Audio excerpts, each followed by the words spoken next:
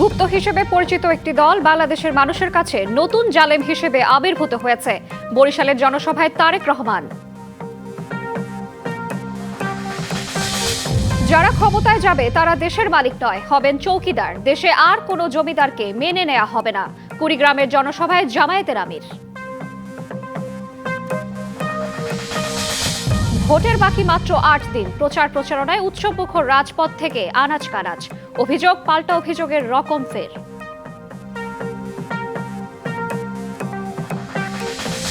নির্বাচনের মাঠে নামছে পুলিশের ১.৫ লাখের বেশি সদস্য। ভোট কেন্দ্রে বিশৃঙ্খলা করলে শক্ত হাতে দমনের হুঁশিয়ারি।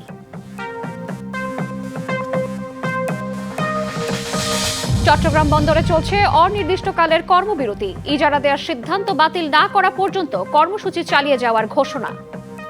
গুপ্ত পরিচয়ে থাকা একটি দল নতুন জালেম হিসেবে আবির্ভূত হয়েছে বাংলাদেশের মানুষের কাছে। সেই জালেমের নেতা বাংলাদেশের নারী সমাজকে নিয়ে কলঙ্কিত শব্দ ব্যবহার করেছে। নারীকে ঘরে বন্দি রেখে বাংলাদেশ এগোতে পারে না। তাই আগামীর বাংলাদেশকে এগিয়ে নিতে পুরুষের পাশাপাশি নারীকেও কাঁধে কাঁধ মিলিয়ে এগিয়ে আসতে হবে।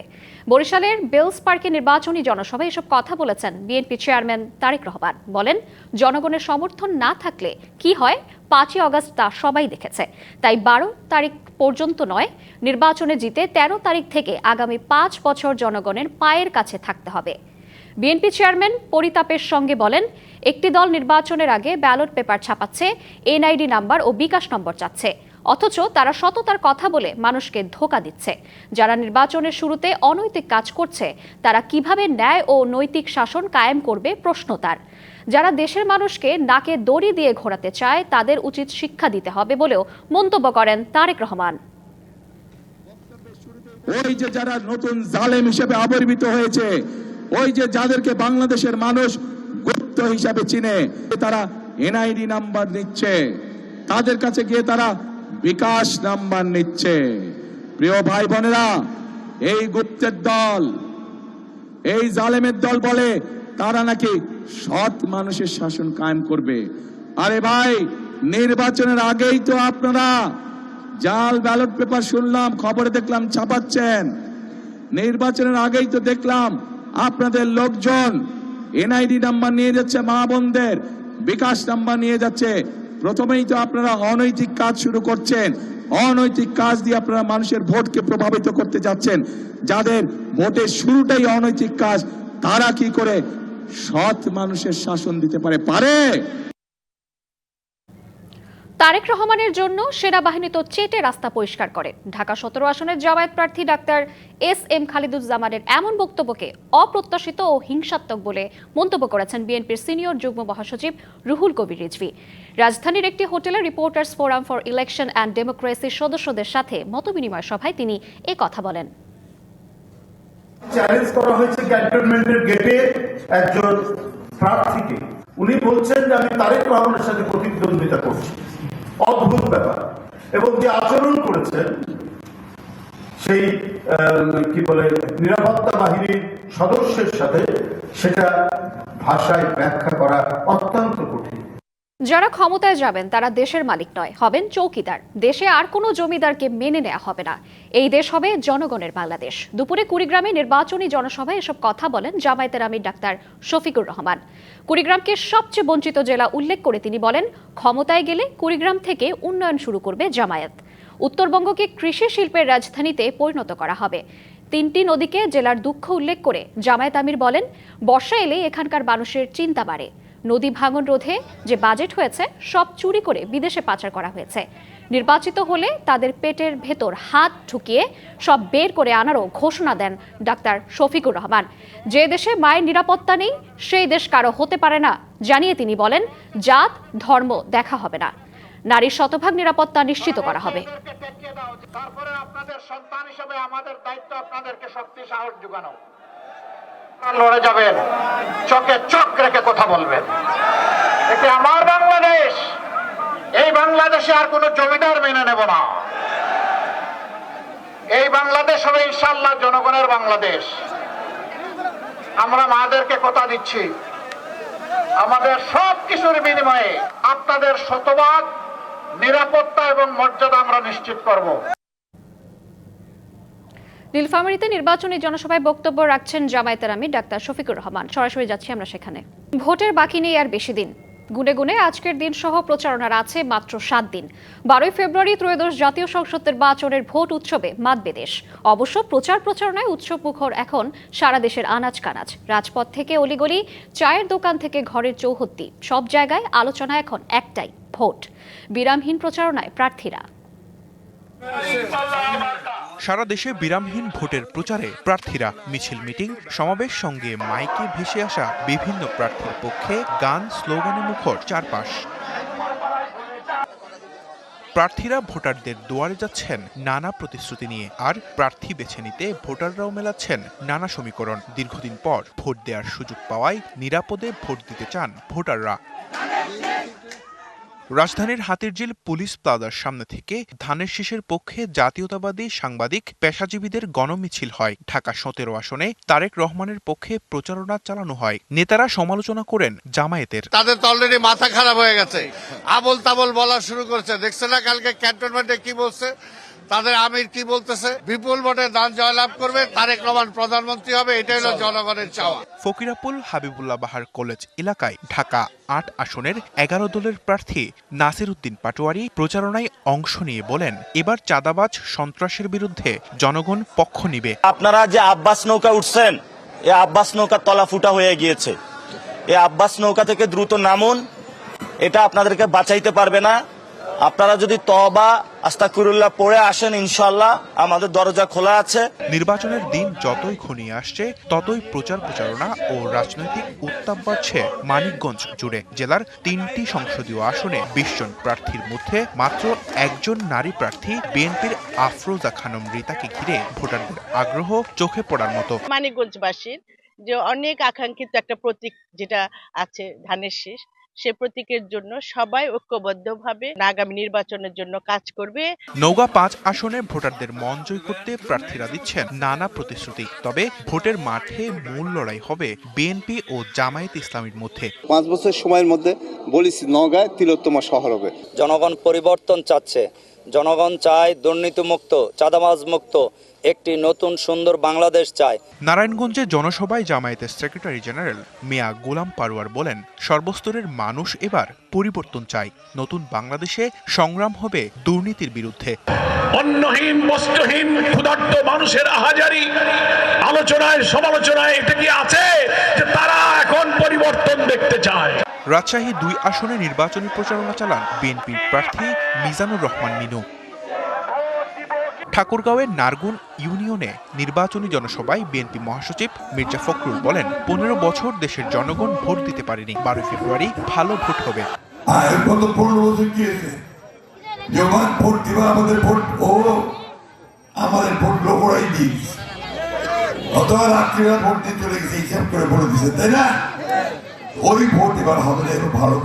হিসেব নিকেশ যাই হোক, ভোটে শান্তিপূর্ণ পরিবেশই সামনে বড় চ্যালেঞ্জ মনে করছেন তারা।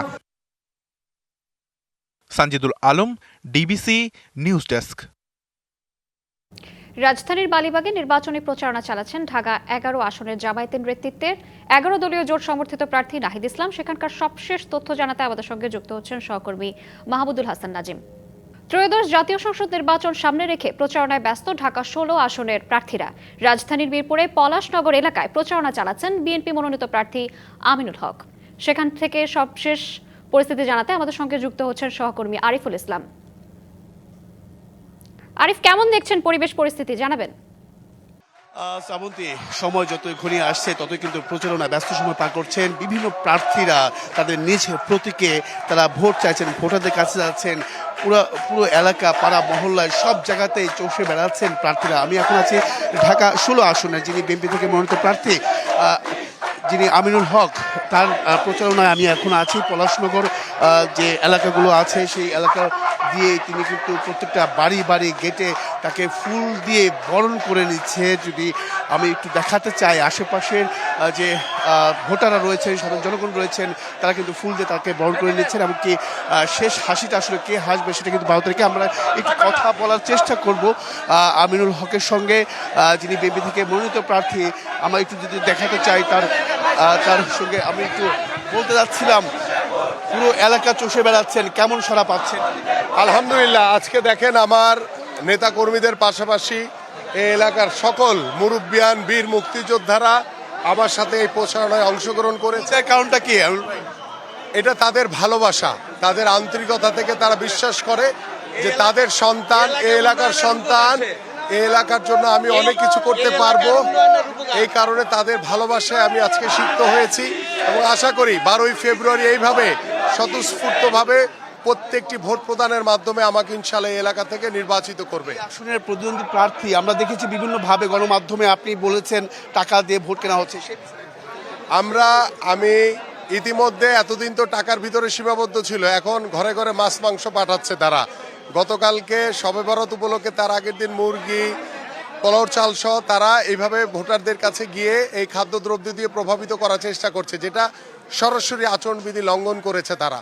এবং তারা ইতিমধ্যে রাতের অন্ধকারে তারা ঘরে ঘরে গিয়ে তারা টাকা দিয়ে ভোট কেনার চেষ্টা করছে। যদিও আমি ইতিমধ্যে প্রশাসনকে বলেছি এবং আমাদের নেতা কর্মীরাও পাহারা দিচ্ছে যাতে তারা টাকা দিয়ে যাতে তারা ভোট কিনতে না পারে। ধন্যবাদ। শুনছিলেন শ্রাবন্তী, তার যে প্রচারণা, সেই প্রচারণা আসলে থেমে নেই। এখন দেখার বিষয়, অপেক্ষা করার বিষয় যে শেষ হাসিটা 12 তারিখে আসলে এই আসন থেকে কে হাসছেন সেটা আসলে অপেক্ষা করতে হবে। তো এই ছিল শ্রাবন্তী, এখান থেকে সব শেষ। আরিফ, আপনাকে ধন্যবাদ। রাজধানীর মালিবাগে নির্বাচনী প্রচারণা চালাচ্ছেন ঢাকা 11 আসনের জামায়াতের নেতৃত্বের 11 দলীয় জোট সমর্থিত প্রার্থী নাহিদ ইসলাম।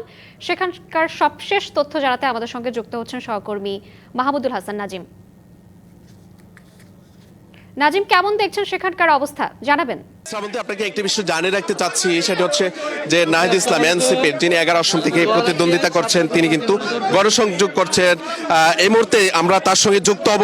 নাহিদ ইসলাম, আপনি ভোট কেন্দ্রে বিভিন্ন ভোটারদের কাছে যাচ্ছেন, কেমন সাড়া পাচ্ছেন?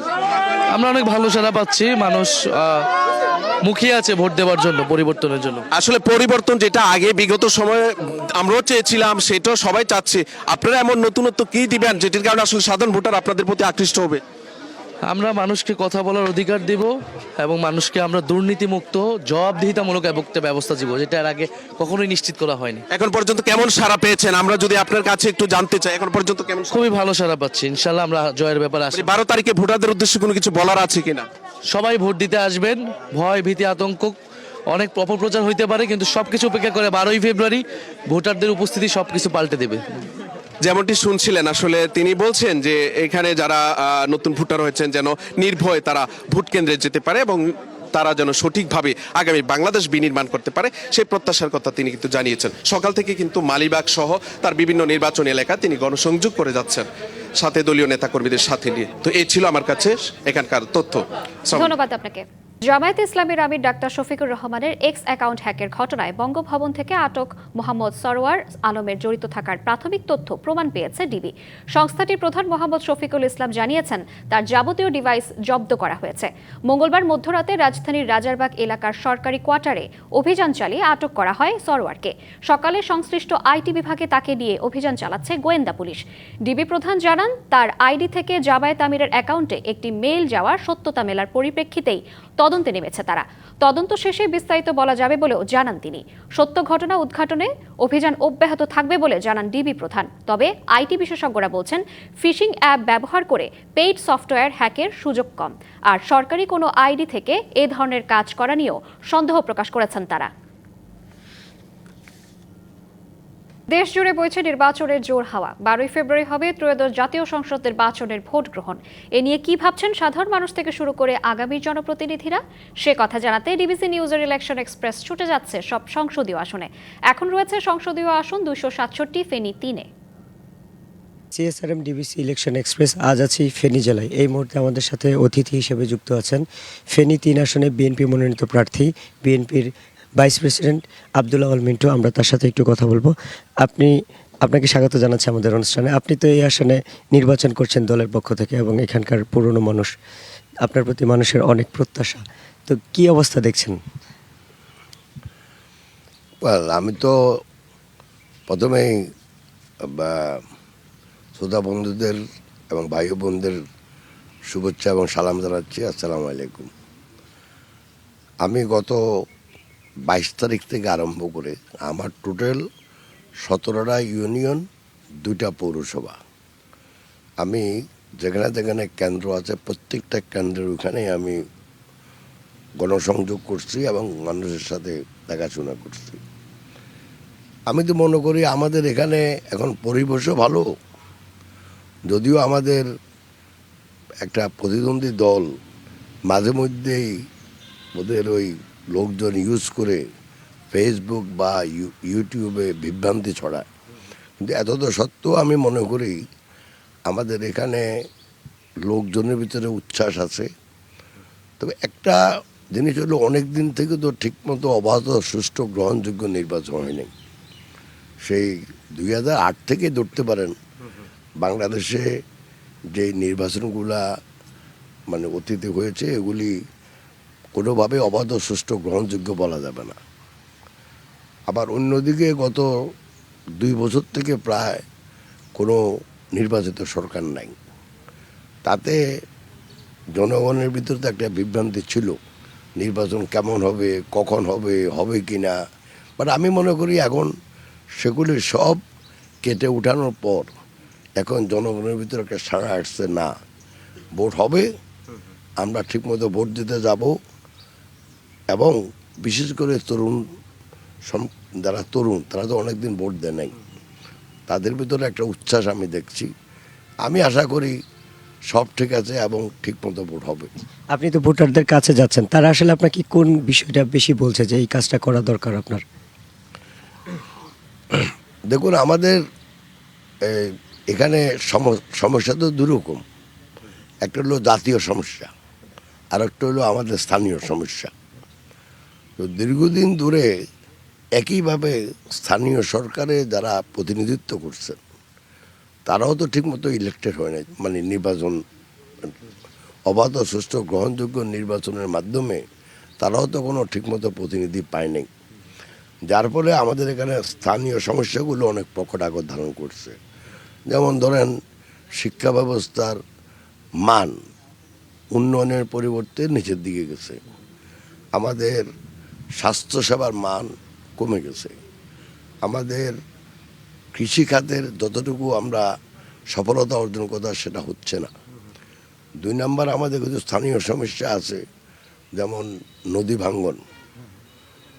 নদী আমাদের স্লুইস গেটটা ঠিক না থাকায় এখানে জোয়ার আসে, এখানে সেচ ব্যবস্থার আর উন্নয়ন হয় নাই।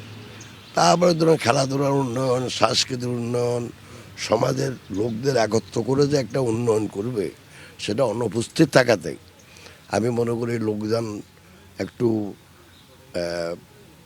মানে একটু হতাশায় ভুগতেছিল।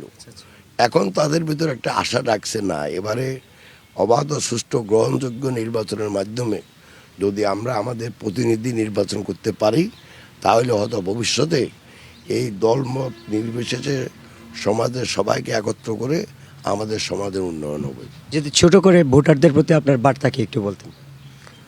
ভোটারদের প্রতি আমার বার্তা একটা, তো আমি ক্যান্ডিডেট, আমি একটা দলের প্রতীক নিয়ে নির্বাচন করতে চাই, ধানের শীষ। আমি মনে করি যে এই ধানের শীষ ছাড়া, অর্থাৎ আমাদের বাংলাদেশ জাতীয়তাবাদী দল বিএনপি ছাড়া এই মুহূর্তে অন্য কোনো বিকল্প দল বা শক্তি নাই যারা বাংলাদেশ সমাজকে একতাবদ্ধ করে বাংলাদেশের বর্তমান যে পুঞ্জীভূত সমস্যা, এই সমস্যাগুলা উত্তরণ করে বাংলাদেশকে সমৃদ্ধির পথে এগিয়ে নিয়ে যাওয়ার মতো অন্য কোনো বিকল্প শক্তি নাই। বরঞ্চ অন্য কোনো শক্তি আসলে বাংলাদেশ হয়তো মারামারি হানাহানির দিকে যেতে পারে। সো এখন ভোটারদের 2 দিকে আমরা যেতে পারি, একটা হলো হয় বাংলাদেশ মারামারি হানাহানির দিকে যাবে আফগানিস্তানের মতো, অথবা বাংলাদেশ একটা উন্নত সমাজ সমৃদ্ধির পথে যাবে। আমাদের সাথে যুক্ত হওয়ার জন্য আপনাকে অসংখ্য ধন্যবাদ। CSRM ডিবিসি ইলেকশন এক্সপ্রেস আমরা থাকবো ফেনী এবং পরবর্তীতে নোয়াখালী জেলায় আমরা যাব। তখন আমরা নতুন কোনো প্রার্থী নিয়ে আপনাদের সামনে আবার হাজির হব। ততক্ষণ আমাদের সাথে থাকুন, ভালো থাকুন। চট্টগ্রাম বন্দরের নিউমেরিং কন্টেইনার টার্মিনাল ইজারা দেওয়ার সিদ্ধান্তের প্রতিবাদে এবার অনির্দিষ্টকালের কর্মবিরতিতে শ্রমিক ও কর্মচারীরা। টানা কর্মবিরতির কারণে চট্টগ্রাম বন্দরের কন্টেইনার হ্যান্ডলিং সহ সব ধরনের কাজ বন্ধ রয়েছে। এতে দেশের প্রধান সমুদ্র বন্দরের কার্যক্রম অচল হয়ে পড়েছে। বন্ধ হয়ে গেছে আমদানি ও রপ্তানি কার্যক্রমও। সংযুক্ত আরব আমিরাত ভিত্তিক প্রতিষ্ঠান ডিপি ওয়ার্ল্ডকে নিউ মুরিং কন্টেইনার টার্মিনাল ইজারা দেওয়ার সিদ্ধান্ত বাতিলের দাবিতে শনিবার থেকে শ্রমিক ও কর্মচারীরা প্রতিদিন ৮ ঘন্টার কর্মবিরতি পালন করছিল। মঙ্গলবার সকাল থেকে তারা ২৪ ঘন্টার পূর্ণ কর্মবিরতিতে যান। ইজারা দেওয়ার সিদ্ধান্ত বাতিল না করা পর্যন্ত অনির্দিষ্টকালের জন্য কর্মবিরতি পালনের ঘোষণা দেন শ্রমিক কর্মচারীরা।